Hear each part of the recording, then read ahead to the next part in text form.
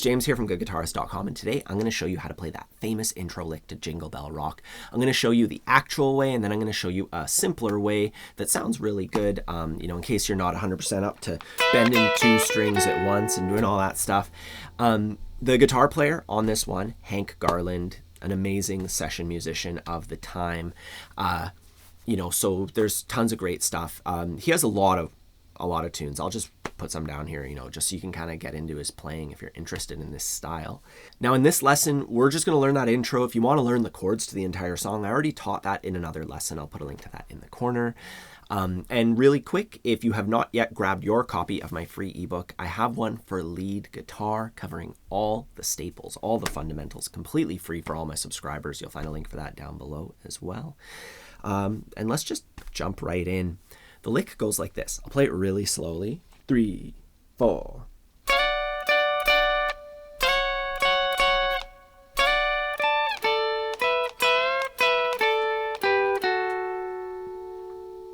Let's chop that up into a few bits. We're starting off, it's basically a D chord, but we're only playing the top two notes of it an octave higher than usual. I'm putting my index on the 14th fret of the thinnest string and my middle finger on the 15th fret of the next string.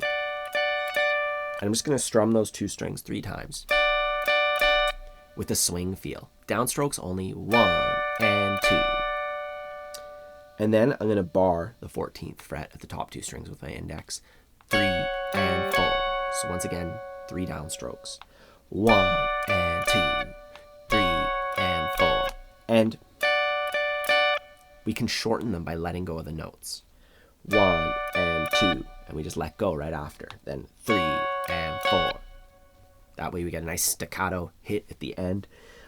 And if you want to do it authentically, you slide up into those notes for the first one. So you slide up from 1 fret below. So my index is on the 13th, my middle's on the 14th. You can just practice that over and over again. It's a quick slide. And something that I find helps a lot is to mute the excess strings. So for instance, for this, getting the G string. How do I stop that? Well, you can have your ring finger lightly touching it. So my ring finger is lightly touching the G string. Or the underside of your middle finger could touch it. Pick whatever is comfortable for you. For me, it's the middle finger thing. Just letting it lightly ride on the G string. And then for the index bar, the tip of my index is touching the G string. So slide up into that, slide up into this next one from 1 fret below, and then we're gonna just do that once, and then we put our pinky down on the 17th fret. So,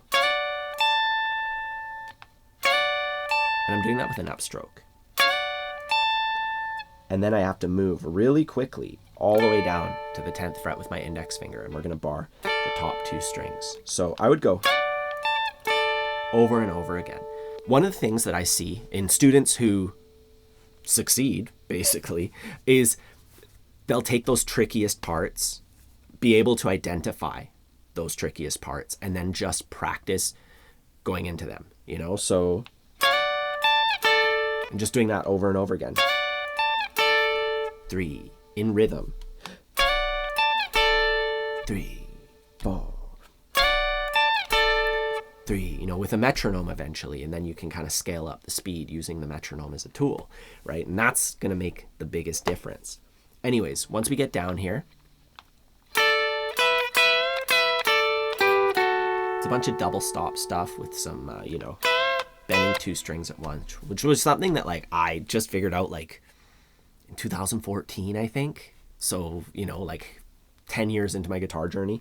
Anyways, we're on the 10th fret, playing the top 2 strings, barring them with our index. Then we're going to bar the top 2 strings at the 12th fret with our ring finger. Just like that.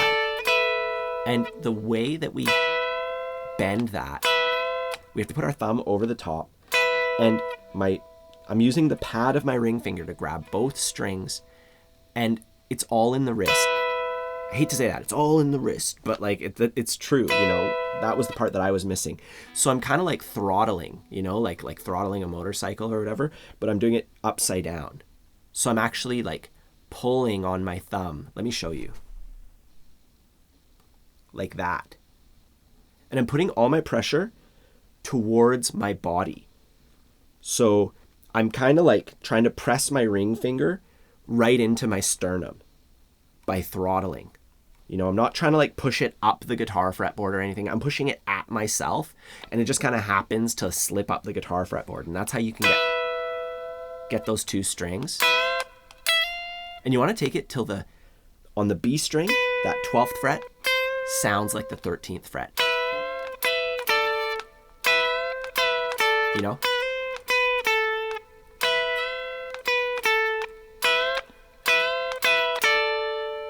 And we're the whole time just picking the top two strings. So 10, 12, bend, and then 12, 10. That's the hardest part of the song. That's the hardest part of most songs, you know, being able to like nail that kind of thing. That's why I made a lesson just for this one lick, you know. And then from there, we're just going to play the 12th fret on the G and B strings, just barring them with our ring. And then index on the 10th fret of the B string and middle on the 11th fret of the G string. So all in all, and you can practice that without the bend. I recommend going like, so instead of doing the bend, just playing the 13th fret and then back down to 12 and doing that first, just so you can get the whole thing, you know, kind of like get the foundation for it. And then you can add the bend as like the last thing you practice on this song, or the last part that you get. You're just doing it like that. And yeah, you know, as far as working this out, once you're familiar with the notes, I recommend doing it in layers, you know, starting off without the slides, just going. And then, you know, doing that a whole bunch. And then the second half. So, you know, at first we're dividing it into two parts. Then we work on gluing those parts together, just playing over and over again. And this may seem tedious, but this is what's going to make you good at this and, you know, make it sound good. Not have this like, this weird pause in the middle when you're playing it, you know. And then you play that whole thing.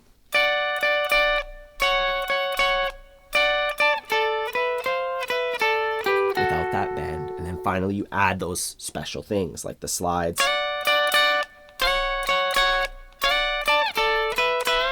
and that bend, and then you're playing it just like the recording.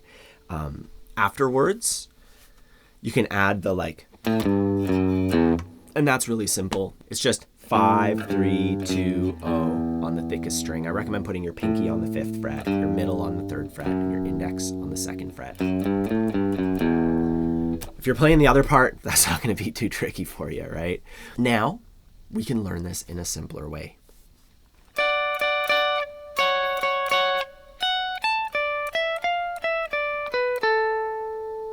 So I have my index on the 14th fret of the thinnest string, my middle finger on the 15th fret of the B string. Same thing that we were doing when we played it in the intermediate way. And we just strum those two strings, 1 and 2. And then I'm going to bar the 14th fret, 3 and 4. And I recommend counting it out, playing it with that swing feel, downstrokes only, 1 and 2 and 3 and 4 and 1 and 2, over and over again until it sounds great. And then we're going to play single notes here, 14 to 17. And then we go to the B string, 15, 17. I'm just following the inlays here. So 15, 17, 18, 17, 15. Just ascending and descending. And then I go. So the inlay is between my fingers. This is 16, 14. So that entire melody part, starting on the 14th fret, up to the 17th, and then I shift up. So my index is on the 15th fret. And then I shift back. I recommend just isolating that part. And just doing that a whole bunch of times at your own pace. That's why I've written it at the top of the screen. You can pause it and you can check it out and go through it. Then you add that beginning bit.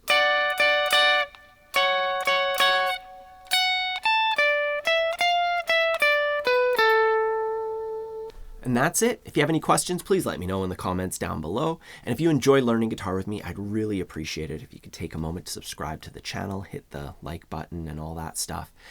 And don't forget to grab your copy of my free ebook covering all the fundamentals of lead guitar. I also have a course, The Complete Lead Guitarist, designed not to just teach you a bunch of scales and all that, but to actually get you playing guitar, taking solos, doing all the important things. It's a very practical thing. Like I started with, what do people actually want to do? Like, why are people picking up electric guitar? And I kind of worked backwards from there, when I was designing that course. So it's a really unlike anything that I've seen out there, and people are loving it. So definitely check that out if you want to, actually play electric guitar and not just like do the whole acoustic thing on your electric guitar, right?